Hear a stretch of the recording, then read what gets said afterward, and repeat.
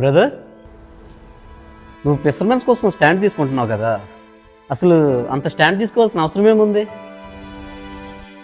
వాళ్ళ జీవితాలు బాగానే ఉంటాయి కదా, వేటకెళ్ళిన ప్రతిసారి మంచిగా డబ్బు కూడా వస్తుందిగా. బాగా చెప్పారు సోదరా.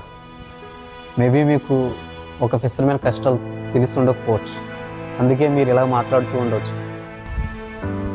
ఒక ఫిషర్మ్యాన్ ఒక బోటుని సముద్రం వరకు మోసుకెళ్ళేటప్పుడు చూడు, ఒక్కసారి ఆ బోటు ఎగసిపడే కెరటాలు దాటేటప్పుడు చూడు, తీరా ఆ కెరటాలు దాటుకొని వెళ్ళిన తర్వాత ఒక ఫిషర్మ్యాన్ వేట చేసేటప్పుడు చూడు, ఆ వేట చేసిన తర్వాత కెరటాలు దాటుకొని వచ్చేటప్పుడు చూడు, వేటకు వెళ్ళిన తర్వాత వాళ్ళు వచ్చే వాళ్ళ కోసం చూసే ఎదురు చూపులు చూడు, ఇవన్నీ చూసిన తర్వాత ఫిషర్మెన్ కష్టాలు అనేవి ఎలా ఉంటున్నాయో ఒక్కసారి తెలుసుకొని నువ్వు ఈ మాటలు మాట్లాడుంటే బాగుంటుంది సోదరా.